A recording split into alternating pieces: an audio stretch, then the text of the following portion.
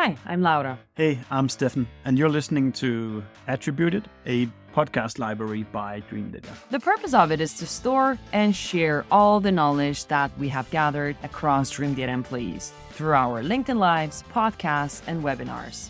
The typical topics you'll find here can be stuff like marketing, Sales, B2B ads, operations, social selling maybe. Welcome to another Attributed session by Dreamdata. As usual, we're talking all sorts of stuff relevant to B2B marketers, and this particular topic today is something that I'm super interested in, both as a founder and a CMO of a company, which is competition. How much should you stress about it? How much should you not stress about it? Should you follow the competition? Should you not look at it at all? And I think the guy on LinkedIn with the most qualified CV of all to talk about this is you, Andy, who you've been running even a newsletter on this topic for the last 3 years or so. So I'm super excited to have you here, Andy, and I'm really looking forward to dive into this whole conversation. But for people who've never come across your LinkedIn profile like I have, maybe can you just give a quick summary of what you do? Yeah, absolutely. Thank you so much for having me. So, yeah, I'm Andy. I've been in competitive intel for a few years now. And really competitive intel, when I'm thinking about it, it's from like the angle of like a product marketer as in like how they do competitive intel. Because I originally started as a product marketer and I'm actually back in the product marketing seat now. I just made a switch a couple months ago. But yeah, really like my background is just I started working at a company called ZoomInfo about 6 years ago. And I started as one of the first couple product marketers, but as the company was growing, it went through an IPO, a few acquisitions. The product marketing team grew a lot from just the initial two that were on the team. And so whenever that happens, it gives you an opportunity to kind of niche down into different areas. And I really loved competitive intel. Mhm. I found that I was decent at it, and the company seemed to really respond well to the stuff that I would put out and share. And so I really kind of doubled down on it, and so really built out the program there, and then went over to a company called ClickUp to build their competitive intel program. And after a couple years there, moved on to a company called Apollo, where I'm here.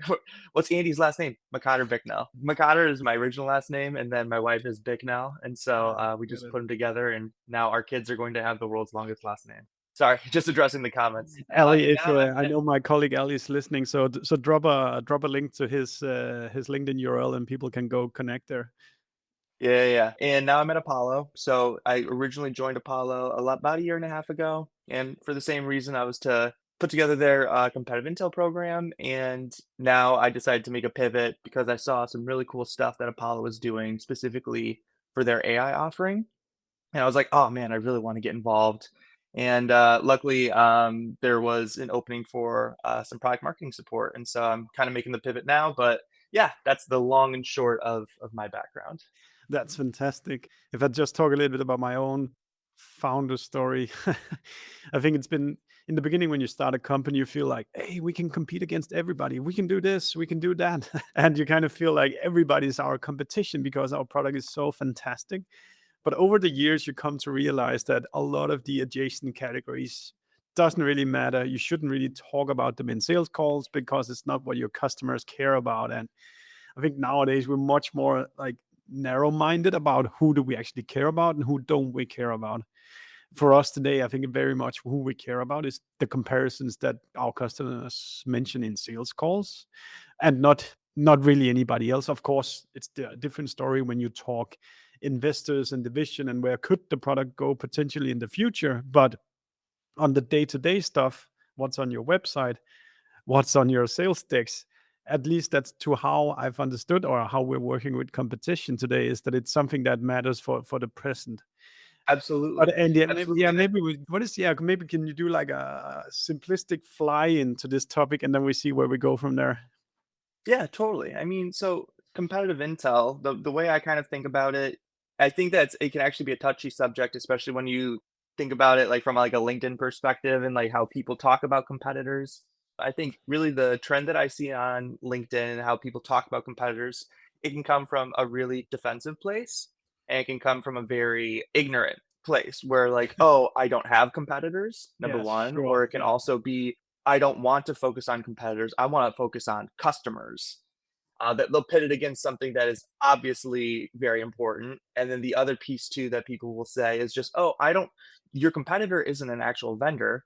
It's the status quo, like Hmm. this mysterious status quo, which is, I understand where that's coming from. But again, I think the place where people pitch that is, I don't want to actually do the deep work of understanding like who the other vendors are in the space that are trying to actively pursue my similar, ideal customer. I want to just like put it off and say that I'm going to focus on like the status quo and understanding that. And I don't think that that's really the healthy way of going about it. It's totally okay to get a sense for who the other vendors are in your space, what their offer is, and most importantly, what your target audience actually thinks about that offering. If they're attracted to it, if they're already using it, if they're very familiar with it, how it's different from like what the other offerings are. And I usually try to think about it in terms of like customer research and competitor research. They're actually two sides of the same coin. You can't deeply understand your customer without understanding who it is that they're considering, who they're evaluating.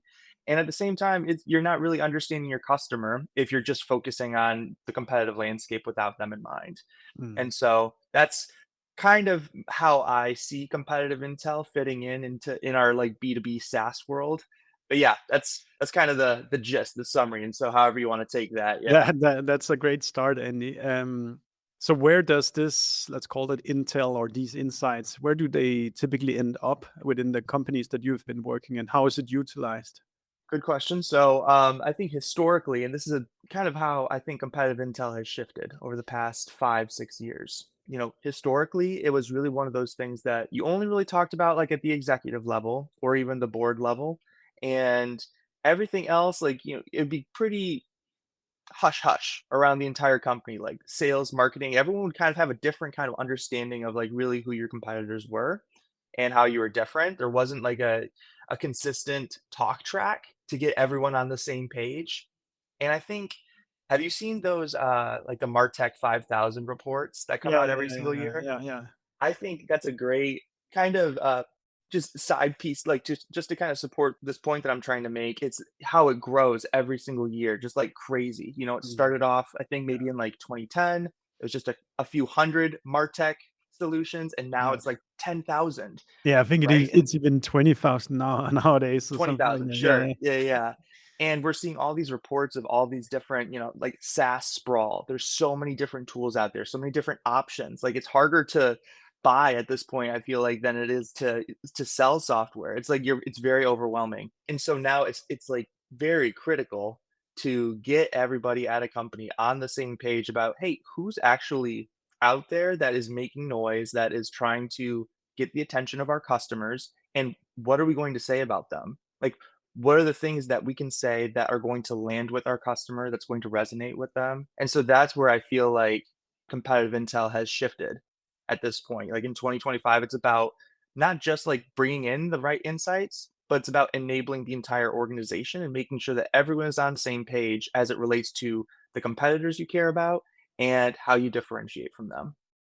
how many competitors is a healthy state to monitor? Can you only have your top 3, or can you monitor a top 20, or how many should you like? What's the volume that somebody should care about? I'm gonna give the most boring Yeah. non-answer ever right now, and that is it depends. Yeah. Okay, so Yeah. at Apollo, I think that because we're an all-in-one tool, like we play Yeah, in yeah. multiple different There's a categories. lot. Yeah. If we took just like every single vendor that was in each of those categories, we would have hundreds, maybe even thousands of technically competitors. But we really only focus, I would say, on like 5 to 7 that we know are especially relevant for Yeah. our target audience. At ClickUp, it was even less. I think it was probably like 3 companies that were like our tier one competitors that we knew like had been in the space for a while and that were very well known.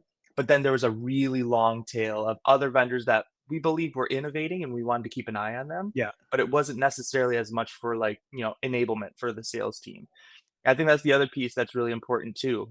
For your business, obviously it depends what categories you're playing in, but it also depends on your go-to-market motion. So, for example, if you are in a sales-led organization, you're primarily just selling through demos. Your sales team is like the way to get into your product and buy. then you're probably going to have fewer competitors that you're going to have to worry about, assuming that there's going to be other, sales-led companies in your Yeah. category as well. But once you open the floodgates into the PLG world and sales-led, it really opens things up into, just like a very challenging place to where you don't really know who you're competing against, Mm. especially like on that individual user level, because it's so easy to jump in and try a product, Yeah. and it's really easy to churn. And Yeah. so you have just kind of like this conundrum of like, okay, well, who should I be paying attention to? And that's a tough thing. Like I struggle to kind of figure that out too, and like how to balance things out. Sometimes it's just on vibes at the end of the day. It's like, who do I feel in my gut like Yeah. is actually making waves and doing innovative stuff? And I think that makes it really important for the competitive intel practitioner to be really clued into the industry, the market, and know like what the really important things are that's happening and the trends, and just like being really close to that to be able to make that decision. Yeah.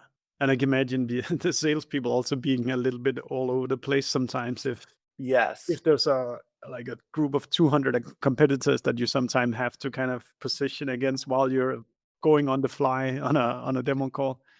Yeah, I think the interesting thing too is, and this is another kind of tip for any product marketer or competitive intel practitioner, is trying to put together enablement, because inevitably you're going to get a seller who's going to say, "Oh my gosh, like I just ran into this random competitor on a sales Mm. call. Yeah. What do we know about them?"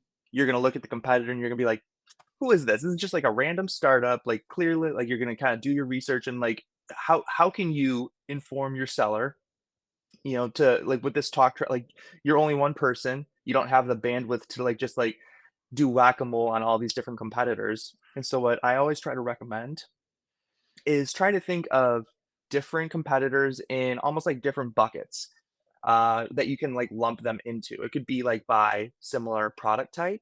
It could be by similar company size. It could be by funding. I don't like again, it's up to you, but like try to come up with different like ways that you can position against any of these competitors that are in this bucket. So Mm. think of like different strengths and weaknesses, different dismiss points. And then you can kind of just copy and paste at the end of the day. Like you don't always have to create like this very unique, one to one. You don't have to spend like 3 days on every single competitor, like building out like a massive formal doc against them. It's okay to find what works, like what talk tracks work, and just apply them to different situations, different competitors that might, fit similar molds as other ones. I've tried that and it definitely saves me a lot of time. Yeah, I guess like being a practitioner of competitive intel, I guess there's also there must be like a fine balance of you must have some sheets or documents that are enormously long, but when you want the organization to actually act more informed based on these, I bet you can only land 2, 3, 4 points per competitor. Yes. So kind of what is the yeah, probably interesting to hear what's the essentials of a competitive doc, and then how do you then actually serve that to the organization in an eatable manner afterwards? Absolutely. I actually just talked about this on a separate podcast a couple of days ago. Nice. Because one of the stories that I shared there, and I'll share here too, is I used to really pride myself on putting together really long, really in-depth battle cards. Yeah. Just like trying to throw as much information in there as I could. And one time I was actually like sitting down with a seller to kind of review the battle card, and I was really like feeling good about it, and I showed it to them, and I was like, "Yeah, so like, what do you think about this?" And their response was essentially like, I'm not gonna read like any of this. Yeah. I really only care about like this, and this," and like just like shared like a couple pieces, and it was like 10% of the battle card that they said they actually cared Yeah. about, and immediately deflated my ego. But it was a really important takeaway, because that meant that like, okay, now moving forward, I understand like what's really actually critical for sellers when it comes to tactical, like actionable battle cards. And the things that I've found that have been especially important are, number one, understanding when a competitor is primarily brought up, Like, for example, like when does competitor A typically come into the conversation? What are those things? What are the things like actually that are important to the customer that they're starting to evaluate that specific competitor? The other piece is differentiators. How are you different from that competitor? And again, for that specific use case, it doesn't matter if you have a feature that the competitor doesn't have if it's not important to the customer. And so you really have to hone in and understand, like, okay, for that competitor, who are they primarily selling to? What's their main use case? And when are they brought into the conversation? It's only within like those bounds that you can actually understand what differentiators would actually be important to a buyer. So that's the second thing. And then the third thing is probably, the most underrated, or the thing that I see the least on battle cards, and that is, how are you similar to the competitor? Because we're always trying to talk about differentiation, how we're better, and all those types of things. But especially if you are an upstart and you are trying to make a dent, and there's like a bunch of other category leaders, whatever, you have to understand that change is very hard, um, for any kind of buyer. And especially if they're like very familiar with a way of doing things, if they are already embedded in a specific work stream, you need to kind of ease those concerns Yeah. and talk about, hey, like, you're used to these things. Totally. Like, we're on the same page as you. Those things are really important, and we do all of those things. But what we do differently is A, B, and C. And we found that the way that you can, we found that incorporating those things just gets you a better result, XYZ results that you wouldn't otherwise get with this piece. But making sure that you can, ground it within still this realm of familiarity and ease of use, and it will just help ease that transition of trying something kind of different. You know what Yeah. I mean? Yeah. So I think that that's really important too. Is there is this different whether you are in a, let's say, a niche where you're kind of, is an established niche where you're kind of replacing an existing product with another, Exactly. as opposed to if you're, let's say, we don't have any competition because we're so new. Mhm. In that situation, do you have to kind of like make a bridge to what they have today and then bring that over to what your new solution is? Oh my gosh, yeah, yeah, I'm definitely talking about, more you're in a specific category and you are trying to, um, either take customers from other, competitors, or you're trying to just, like, bring more awareness to your solution as an option. Um, if we're talking about, like, we don't have any competitors, my guess is that the more, like, formal mindset would be, like, somebody's trying to create a category. They're trying to create a new way of doing things, they're trying to identify a new problem, and so it is less so about talking about, like, similarities in that case, and it's more about trying to, like, really accent and bring awareness to this problem that maybe, you've identified as the vendor, and Mhm. is pervasive within your industry, but maybe the buyers, they haven't formally identified yet. It might be like one of those like phantom pains that they they are experiencing, but they can't really put their finger on like why it's such an issue. And so yeah, if you're creating a category, you are trying to approach this from like a non-competitor's perspective. That would be more the approach Yeah. than trying to talk about similarities. Yeah. Cool.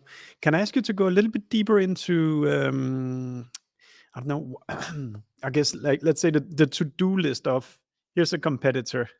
What are the XYZ dots that we need to kind of checkbox here before we can say we know enough about the competition? Yeah, absolutely. So what I typically try to do, and I'm actually going to open up my Notion page right now because I've kind of figured out like we what we have at Apollo is Mm, essentially like a competitor's DB where, yeah. okay, like here are all the competitors that we really care about, Yeah. and here's all the information that we want to share because we feel like this is like why do we feel like they're competitors Yeah. essentially, like that's the other piece. And this is a part of enablement, and a part of what I feel like is like this like product marketing-itized like version of competitive intel where you are trying to bring the information into one spot within the company that's Yeah. accessible by everyone. Yeah. And so within our competitors DB, we talk about the competitor, then we Have you talk about actually have you put that out on your blog at some point, or like a sketch of that? I'm sure people would be hungry for that. That's a good point. I don't think I've shared too much about it. I'm always like a little bit concerned about like sharing too much about like, like what like I'm specifically doing like within my company. Yeah, yeah. But Obviously, like there's so no I always like to think proprietary like data. because I had to think like, okay, how can I like templatize this into a way Yeah, that's like exactly, digestible for exactly. everyone? So that's a good point. I probably should in the future. But the way that I kind of organize things in our DB is there's rows of competitors, and then there's I would say about 6 to 8 columns Yeah, that we found is really important to us. And when I say us, I say like our executives, like they're bought in and they say these things are important. It's not just me as a product marketer throwing different pieces of information out. The yeah, important thing is you present this information to your executive team, your sales team, whoever is most important, mm, and they like confirm, yes, this is important information and can help us determine if a competitor is important or not. For us, it's use case because again, we play in multiple categories. So use cases first, and then funding, market cap slash valuation, annual revenue, total headcount growth year over year. And that's important because it tells you if a company is like really hiring, they're getting a bunch of traction, or if they've had layoffs or things yeah, are kind of messy behind the scenes. Um, Mentions in sales calls in the last quarter. And we do that on a basis of percentage. And so we can see if a competitor has been mentioned in 20% of calls or 5%. That's a big difference, obviously. yeah. And then G2 comparisons in the last year. Nice. We invest pretty heavily in G2, Yeah, and a lot of our category does as well.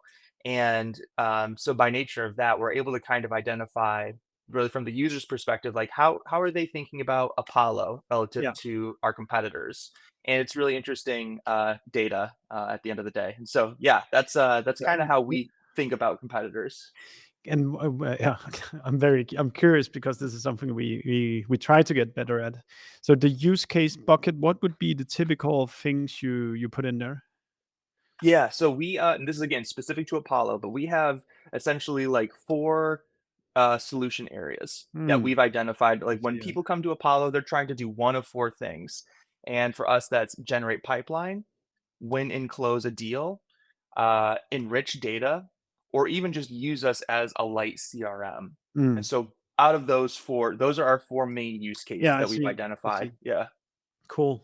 Cool. Cool. Cool. It's funny. I was actually expecting you to just raffle along a feature comparison when you had kind Oh, of really? here's the competitors, here's our features. Is No, that no, not no, part of it? no. Like so we do have like some forms of like feature comparisons, but that's usually like within our actual sales battle cards Okay. and in some of our landing pages, like on our website, because we do some competitor ads, and when you click on it, then they'll take you to a specific landing page versus a Yeah. competitor. So yeah, we have some feature comparisons. I'm always like a little bit wary of feature comparisons, and Hmm. I think it's the thing for me is it really just again depends on the persona. Um, for most people, I don't think that they want anything that's like more than like 10 rows of like different features. Yeah. But there's definitely like, if you get into, like an RFP or a really technical buyer, like Mhm. they want to see all of those rows. And Yeah. so it really Absolutely. depends on like who you're selling to. That's a super interesting avenue or kind of like a side side trade to the competitive intel that there's the general overview which you described now, but then there's kind of how do we utilize it? It can be a Hmm. battle card that you give the salespeople that they can train on. So whenever they hear the mention of this competitor, they should start remembering a few of those things. But it's Yeah. also the landing pages of this. If you're trying to rip and replace another vendor, you want to take Hmm. them to a landing page where there's relevant information about this case. Actually, just anecdotally, in my past company, not Dream Data but Air Team, we were ranking one in the US on our biggest competitor's name, and Yeah. we started starting to receive letters from the lawyers saying, "Take that page down, stop, Yep. It stop happens. writing stuff there." Yep. How much have you? And how much have you seen of that kind of? I think All the what I time. learned from that was that at least in Denmark, where that business was based, it is that anything you write has to be objectively verifiable true. Yep. in order for you not to lie Yeah. on that page.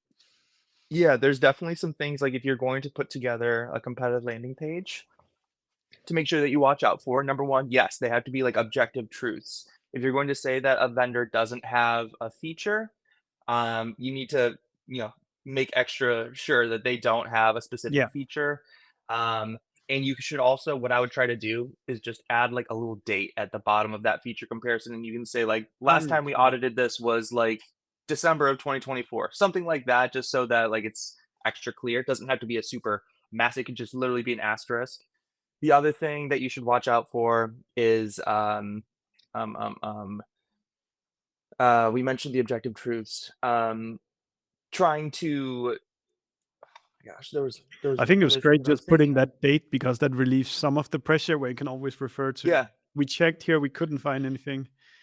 Yeah, the other thing I thought of is, try to I mean, at the end of the day, you're going to have, like, if you're going to go this avenue and you're going to put effort into competitive landing pages, you will, no doubt, at some point, get some kind of, outreach from a competitor. It's just kind of a matter of time. Yeah. And so, like, when that happens, like, listen to like don't be a jerk about it, Yeah. like make the changes if it's untrue, like hear them Yeah. out, and like because at the end of the day, like everyone's kind of trying to do the same thing, and it makes it really really challenging if like you start being a jerk and then other people start being a jerk. Yeah. And so just like have that tight feedback loop with your legal team to make sure that like they're keeping you in the loop on like what's okay, what's not, and before you make any changes make sure you pass it through them. I know it's Mm. kind of like a not like super like move fast and break things answer, but that is my recommendation. We have to be decent people at the end of the We day. do. Yeah, absolutely. What are some of so now we've talked a lot of, which mainly talked about sales use cases so far for the competitive intel. Mhm. What are the things you kind of talked with marketing teams about when it comes to competitive intel? For marketing, it's mainly about positioning and messaging and making sure that like what we're going to market with isn't overlapping like on a like a one to one as what like our competitors are saying. Especially like if you are you know coming out with like a brand new launch or like this big tier one launch, it has to be different, otherwise it's gonna fall flat. Something has to be unique, something has to be, like, kinda spicy about it. Otherwise, yeah, like, what how is it gonna stick? And so that's my big, like, usually recommendation is trying to get a part of that, like, launch process. If you're, like, revamping a new homepage or if you are coming out with a brand new feature that's going to be, like, a big splash, you know, make sure that somebody in competitive intel is looped in, or a lot of people don't have a dedicated, like, competitive intel Mm. person. If you are just, like, a product marketer and you're trying to, like, make it all work, just try to get a sense for, like, okay, our top 5 competitors, what do they say about this thing? And, is it important that we say the exact same things? Like, is this just kind of like a checkbox, like, parody Yeah, feature yeah, that, like, yeah, we yeah. need to just like, everyone has those, that's totally fine. Or is this something that's going to be, like, different, that's going to be a big splash, and, like, how can we convey that in a better way? And the way that I typically, like, try to approach that is just and I know this is one of those, like, generic but true answers, you just gotta use the voice of the customer. You have to really just make sure that you are talking, like, get, like, qualitative data to understand what is this offering actually giving our customer? What, like, pain is it relieving? Like, how is it resonating with them? And try to use those words as much as possible. Um, Yeah, yeah. we've been doing that more and more. Like we record all our calls in Gong, and Yeah. like example, when we've been building a few persona pages, we try to find these personas on Gong, and then listen to what are actually the words that are coming out of the mouth of these people, and then sometimes you can even just take that one line and put straight up as Totally. the hero text on the website. So if your company is Absolutely. not recording calls right now, do have a conversation with the sales team about figuring that out. The same thing for Absolutely. tracking how often the competitors appear. You can build like trackers for brand names on those calls, so you can go and see how often do they appear. If there's one that appear more than another, maybe that's the first Yeah. one you should care about, and not the other one. Hey, actually, so on that point, something that I've actually been thinking about quite a bit is really just like how so many companies at this point they have names that sound like words that we use in our everyday language. Like when I was at ClickUp, right? Yeah, One of the main competitors is Monday.com, but yeah, people will say just Monday. yeah, And okay, well, how can I make a tracker for Monday? People say that all the time. yeah. Another vendor in the space of Apollo is a company called Seamless, and Mm. that's a word that you Yeah, use very in like everyday language. You know seamlessly what I used. mean? Yeah. And so when you're in, your call recording tool and you're trying to put together a tracker, try to think of other ways that you can track this actual word if it's one of those words that's used frequently, like Yeah, so for monday.com, make sure that you're tracking .com with that word. Make sure that you are including like with Monday, or using Monday, use Monday, like those kinds of like variations instead yeah. of just Smart. Monday. In fact, I think there's a way for you to add to a tracker, like don't don't track it if it says on Monday or next Monday. So there's things that you can do to kind of improve the accuracy of those trackers, and so that's just something that I've tried to implement over the past couple of years. Well, that's super good advice. What are the things that when you're kind of you probably ask questions about competition all the time. What are the things that people think wrongly about, or something you could wish you can change people's awareness about? Um, I think that I already kind of touched on a couple of like what I consider like less intuitive pieces of advice. Like again, like the status quo piece. I think that people like really just kind of like are ignorant about tracking competitors and how you need to have kind of a point of view. Like your customers are going to be happy that you're thinking about competitors. Your investors are going to be happy that you're thinking about competitors. And so that's one thing. The other piece was obviously like thinking about how you're similar and not always just different. Yeah, Let me think if there's anything else that's like really like big and top of mind.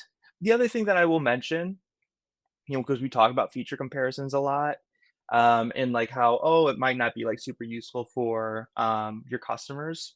But at the end of the day, right, as a competitive intel practitioner, we have multiple customers. We have our actual customers, like the people that are buying our products, but then we also have the people that we are creating or that we're building out this intel for, which are like our fellow, teammates, our marketers, our sellers, our product managers. And actually, I do think that there is quite a bit of merit in building out a really extensive feature comparison table for your product team so that you can understand not just like, hey, like we don't have this, we need to go build it, but just like, hey, in general, like what do our products look like? Like what directions are we going in versus our competitors? It's not necessarily like meant to be like, hey, we need to have everything that they have. It's really just to understand, like I mentioned, like how are our products different? What directions are we going? And does that mean that we want to continue down the path that we're going? Do we want to fill in some of these gaps? If they filled in some of our gaps, what would we do? It just is a good way of like stoking that conversation. And so for feature comparison specifically, I do think that there is quite a bit of value in creating them and maintaining them if you have the bandwidth, especially if you have like a really good rapport with the product and engineering team. super nice. Have you been in a situation where you've had aggressive competitors or even kind of malbehavior competitors? And how should one That react? was that was probably us actually a couple of years ago. We were probably the Yeah, the malbehaved I competitor, mean, but we've we we've have toned things down. yeah, we have competitors that write to the people who review us on G2. We have Oh, really? competitors that tell us lies about us, and we have Really? competitors that run ads that are with statements that are not true about our product and stuff Mm. like that. Like, how should one kind of how do you maintain the the balance when you see people acting in a way that you wouldn't necessarily act yourself? Yeah, it really just at the end of the day it depends on how impactful you feel like that activity is, that commentary is. Yes, there are definitely vendors that speak negatively about Apollo or might even be taught like using inaccurate information. And what it always boils down to, so I can actually speak to a very specific example. So one was we one of our sellers got they received like not like anti Apollo collateral from a competitor's seller. How do I want to say this? A customer that was evaluating Apollo and a competitor, Yeah. they sent our seller like, hey, like this is like what they said about you type of a thing. Yeah. And so we were looking at the collateral. And we were like, oh my gosh, there's so much uh false information here. Like, what do we Mm, do? Do we yeah. reach out to the vendor? Do we like try to correct this? And what we ended up landing on is that we're not going to actually say anything to that vendor. We're going to actually take this as an opportunity to say, hey, none of this is true, and here we're going to show you that it's not true, and you should actually use this as a signal that you probably shouldn't trust this vendor that's speaking this inaccurate Yeah. information. Like, that should be a signal that it's probably not the best decision. And sure enough, that resonated with the Cool. customer at the time, and they went with Apollo. And it's funny, I have a community for competitive intel practitioners, and before I made that decision, I actually asked the group and I was like, "Hey, like if you're in this situation, what would you do? Would you like say something to the vendor, Yeah. or would you not say anything?" And everyone unanimously said, "Don't say anything. Yeah. Like, just try to like show like that it's not true, like from like your point of view, and it'll end up working in your favor most of the time." How do people find your community, Andy, if they want to join after having listened to this conversation? Oh yeah, sure. So it's healthycompetition.co. The community is called Healthy Competition, and it's for competitive intel practitioners, or if you're a product marketer that's like trying to dabble in competitive intel, that type of stuff. Yeah, you can just do that. Healthycompetition.co. I would have gotten the .com domain, but I'm Yeah, not too that expensive. wealthy. So Nice. But let's go a little bit deeper into this. How do you make sure kind of the intel doesn't end up in the hands of your competitors then? Because like sales team will be, sure, we got this comparison doc from Andy. Let me just show you. And then they ship that over that PDF, and now the competitor is looking at it. that's the thing. Most of the best competitive intel, it's really not super secret.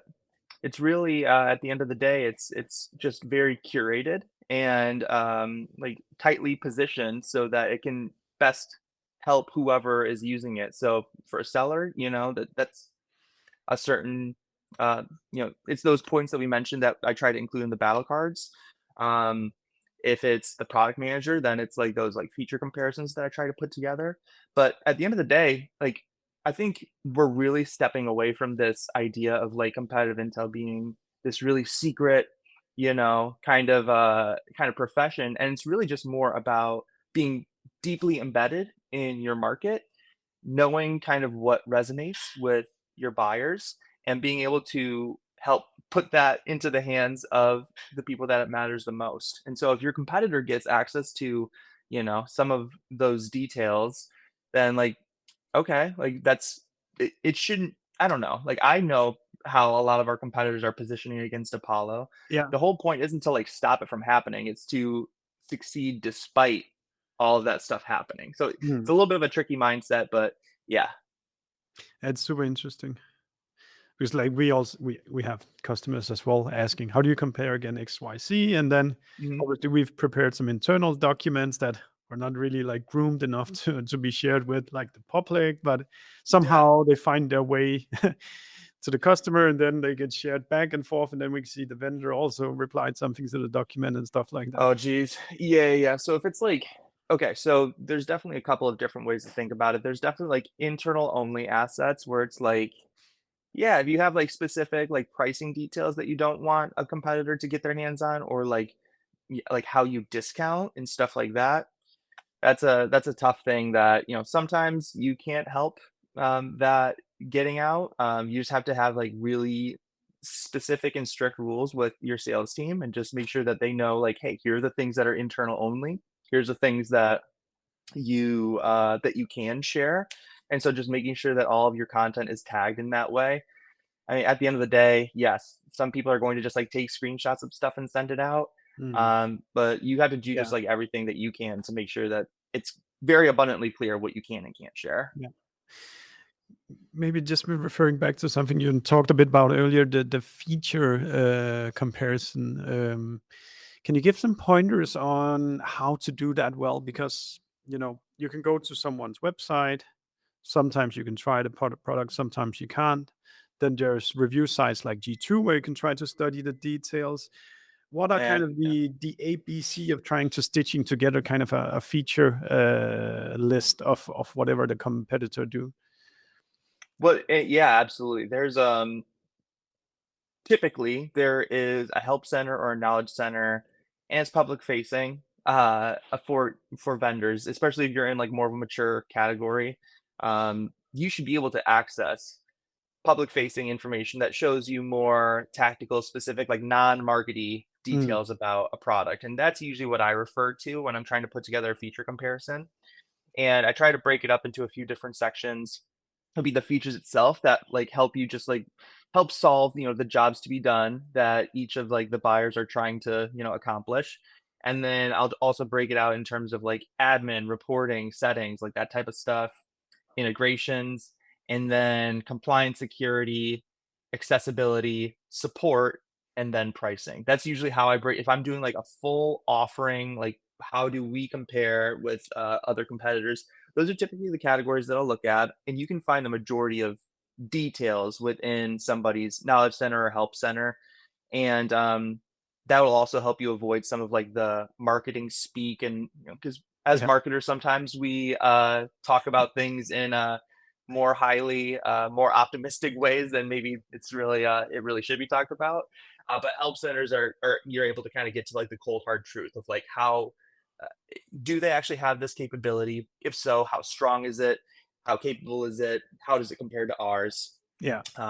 Yeah.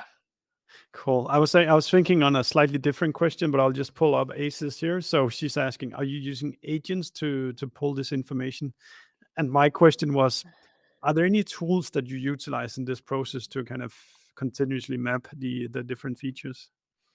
Yeah, that's a great question. So, there's a couple of different like AI specific workflows that I've added into gathering competitive intel. Ooh. One is more for like qualitative data, and so there's a really great this only really works if you have a really good G2 presence or if your competitors are in G2. But if they are, there's tons of really great information within a review. What people like, what they don't like. Um, and so if you go to a website called Appify, they should have an agent called G2 Explorer, and it should be pretty much free. If not, it's like cents on the dollar to just scrape a handful of reviews from a certain time period. You can take those reviews and then just export them into something like ChatGPT and just talk to it and be like, hey, like what are the strengths and weaknesses? What are like the primary like things that people are talking about when they're referring to the competitor, referring to us? What are like the company sizes so you can get a sense of like the customer base? So that's one thing that I do. And then in terms of like pulling, stuff from a help center, that's a little bit trickier, I've found.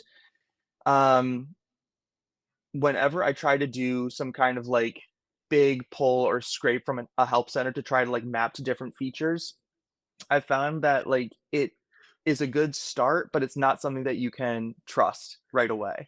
Yeah. This is why I think it's extra important that whoever is doing competitive intel, they have to have like a fundamental understanding of the landscape that they're working in and like really like what they're actually working with. Yeah. Otherwise, yeah, they could like just see like whatever like ChatGPT or whoever scrapes and to be like, all right, look cool, looks good. But again, I think that there's some truth to it being able to like kind of give you a head start and give you something to work with. But I would not just use that. I would use it as a place to start and then go and verify or validate and then go from there. Yeah, I'll just do a +1 for the G2 reviews. I mean, it's immensely helpful just having all of your own G2 reviews in a GPT, so you can talk with it. Say, Yeah, what are the absolutely. features that we should be looking to improve? If we have this feature and we want some words that describes it, like why not utilize all the reviews that your customers have already been using? Exactly. Yeah, yeah, that's a great one, and then there's also, the ability to, like, kind of, um, like, talk to,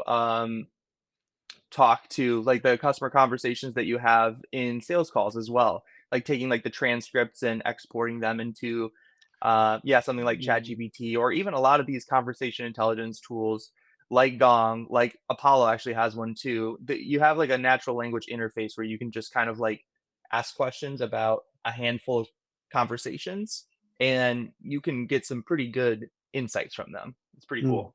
Super nice. If you look to the kind of the state of the art competitive research, kind of, or the future even, kind of, what are the next kind of trends do you think we're going to be seeing? Is it all AI agents, or is there any other things? Um, so I think in the future, there's going to be more of an emphasis on hiring people that are going to be supporting competitive intel, and that's just because of how, again, like to reference like the Martech, you know, Yeah, 5,000, 10,000, 20,000. There, it's just so easy to start a company today. And that's by virtue of, AI. That's really like ramping things up. It is so easy to just create a product and start building. Like we're seeing all of these different companies that are like 10, 15 employees, but they're getting tens of millions of dollars in revenue. It's just crazy what's possible today.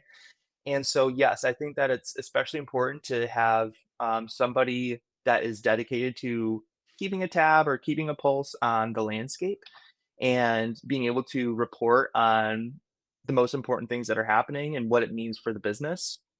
I do think that there's going to be significantly more improvements in understanding, or excuse me, in building out like AI agents specifically for mm, competitive intel, because we're just not there yet.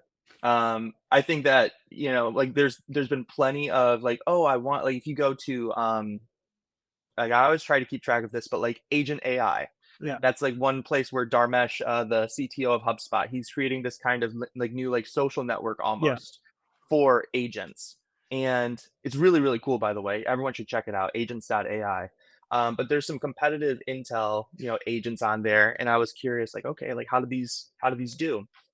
And in every single situation, it is very, very generic, very, very generic competitive intel that they pull in, where it's just like, hey, like, give me the domain of the competitor, give me like Yeah. the like some kind of like summary of their positioning, their category, and it's like not tactical information. Mm. And so that's what I mean when I say like we're not quite there yet, but I anticipate that in the next year, 2 years, we're going to get significantly better at that. And so those are the two things that I think are going to be coming. So if someone out there listening and you don't know which startup to start, then there's a room for a competitive intel startup out I there. do. Yeah, yeah. Super nice. So we're quickly running out of time, unfortunately. And if we were to kind of go full circle and like start from the beginning, if people have been inspired by this competition talk, what are kind of the main things that people should look at to make do like a quick improvement, time to value in on this topic? For competitive intel, I think that the main things that you should do if you are trying to build out a program is a few different things. Number one, I think you should just start talking to customers like immediately. Out of everything, talk like getting onto a help center, looking at G2. I still think that talking to a customer is the most important thing that you can do for your competitive intel program. Talk to people who have evaluated you against a competitor. Talk to people who are currently using a competitor. I think people are freaked out about doing that, but you can literally just DM somebody on LinkedIn that you know is using a competitor and be like, "Hey, I would love to learn." Like, be upfront. "Hey, I work for Yeah. this company. I saw you use whatever competitor. Like, I would love to like talk to you for like a half hour just to learn, and offer an incentive if you want. Like, there's nothing wrong with that. People might call you out. One time, I got called out for like, oh, like Apollo's like looking into like this area, and I was like, yeah, so what? Like, that's literally what you're supposed to be doing, talking to customers. Don't worry about that. That's number one. Number two is make sure you're talking to the right people within your company to make sure that you're actually delivering the insights that are actually important. Um, it's one thing to be like delivering competitive intel and just like throwing stuff in like your competitor's channel on Slack, but it's pretty easy for that stuff to kind of get ignored. There's a lot of noise, there's a lot of activity happening within a company. And so, you'll kind of get the sense like, is this actually valuable? And so talk to your VPs, talk to if you're able to talk to like the CEO and try to figure out what is the stuff that they really care about, and like the stuff that you've been producing, is it like on par, or like how can you level it up? That's two. And then the third is, yes, Sam, called out for doing my job. Yes, I literally was. I was like, bro, do you know? Like, What I do for a number living. three, Yeah. and number three was the distribution model for your competitive intel. Because again, I do think that the big core piece about this function is not just gathering the information for yourself, but making sure that everyone else has access to. So whether that's building newsletters that you're sending out every month, making sure that you are constantly adding to the competitor Slack channel, making sure that you're just really keyed into like what each department is doing, making sure that you have those like kind of distribution methods really set up and working on a consistent basis. That'd be the third thing that I would highly recommend. Super nice, Andy. So last round before I let you go. So if All you right. get that customer or that user of a competitor on the call, what are the three questions? If you can only ask them three questions, what are the questions you're asking? Yeah, so I always try to use, there's a really great book called The Mom Test that I always try to refer to when I'm talking with customers or prospects. And the real big takeaway from the book is to ask open questions, not direct questions about like, hey, if we did this, would you come to us? That's like not an example of a good question. What you really want to understand is just about the customer. So like, hey, like what were you experiencing when you decided like, hey, I need to evaluate a sales intelligence tool? Like what was going on in your world when you started like researching it? And then talk through like what were your evaluation criteria? Like what were the things that this tool like needed to hit in order for you to be able to like move forward? Super nice. Sometimes it's like a feature and like a product specific. Sometimes it's like a price thing. So that's the other piece too, to kind of like keep in mind. And, honestly, I'm just gonna, like, keep it at that. Keep it open-ended and then just, like, ask them about themselves Mm. and, like, their world and, like, what was happening when they were evaluating. I really like there's, like, small variations in, like, the questions that I would ask, but it's all based around the other person and, like, letting them talk to me and just, like, so that I can get to know kind of their Yeah. situation. You're not trying to drag how you see the world Yes. down on them. Yeah, don't push. Don't like try to share your biases with them.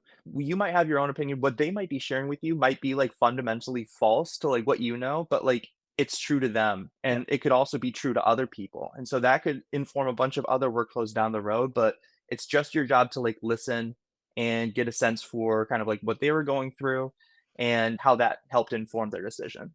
Fantastic. Andy, this has been extremely wonderful. If people want more of you, if they want to follow more along what all this insights you have about competitive intel, where should they head? Yeah, just go to LinkedIn. I try to post pretty frequently on LinkedIn. So just Andy McCotter-Bicknell. That's where you can find me. And then if you're a competitive intel practitioner and you want to talk with other competitive intel practitioners and just kind of like learn best practices and stuff, go to healthycompetition.co. We have a Slack community where people are talking. It's a little over 100 members, and you can learn more there. Fantastic. All right, everybody, thank you so much for joining in. Andy, thank you so much for your time. Andy, one more time, thank you so much for your time. And I really appreciate you teaching me all these things. Of course, thanks for having me. We hope you like listening to us. Subscribe to our podcast and the ones that we have been guests on. And if you have any feedback for us, just do let us know. And should there be a guest that you think we should be talking to, then pitch us. We're looking forward to seeing you.